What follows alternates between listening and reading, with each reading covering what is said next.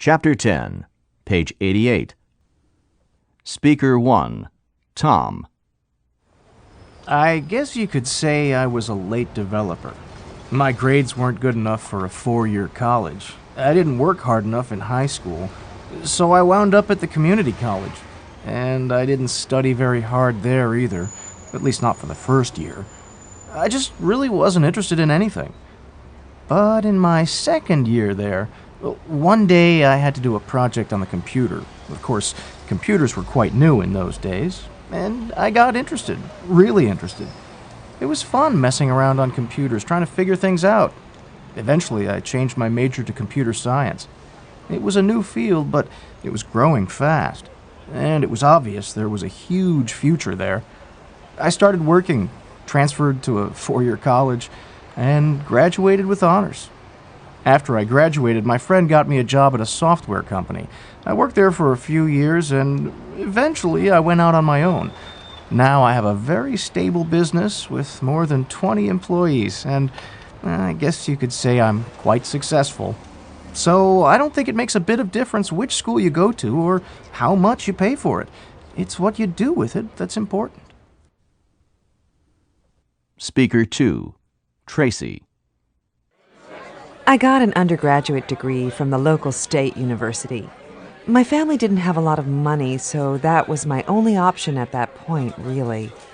My dream had always been to go to an Ivy League school like Harvard or Yale, but we just couldn't afford it.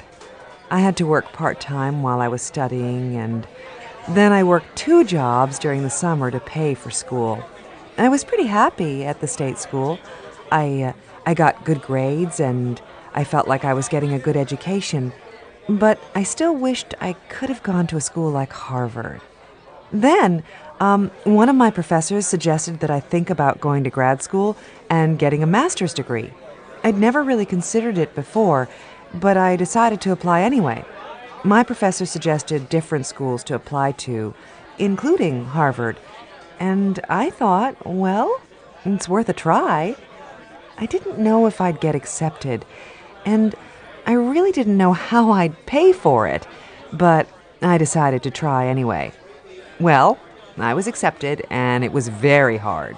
Hard in terms of studying and hard financially. But I did it. I honestly don't know if doing my master's at an Ivy League school made all that much difference in the end, in what I learned or the jobs I've gotten. But I'm glad I did it.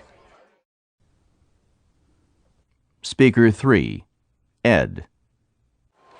I went to a very small state college, but it was kind of unusual. There was a big emphasis on hands-on learning, group work, seminars, debates, discussions. It was really active, and you were expected to participate. I don't think it would be for everyone, but I really loved it. Like, you couldn't just sit there and take notes. You were expected to engage with the information and ask questions. I was always getting in trouble in regular school for asking questions, so I loved it. You might think it was easier, but I think they asked more of you than they do in a regular university. You had to write your own academic plan at the beginning of every year and discuss it with the teachers. And this is the part that really is different. You wrote your own self-evaluation at the end of every semester. They didn't give grades. They gave narrative evaluations. Like, each professor wrote a paragraph about your strengths and weaknesses. You know, it's amazing. Those evaluations meant a lot more to us than grades would have, and they were a lot more informative, actually. Some people didn't like them at all. They wanted an A or a B or whatever, but that wasn't the way they did it. Speaker 4, Alicia. My parents and my grandparents immigrated to this country from Mexico when I was 12, and they never had much education. But that was the big thing they wanted for me. The most important thing was education. They were pushing me all through school, always checking my homework, putting me in summer school, and things like that. They were so happy when I got accepted to college. But college was tough for me. High school was pretty easy, but you're expected to be a lot more independent in college, to study and work on your own. And I didn't really understand that at the beginning.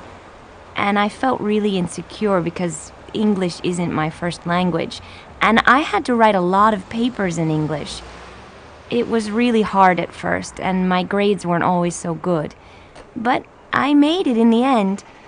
Nobody in our family had ever graduated from college before, so it was a big deal for the whole family.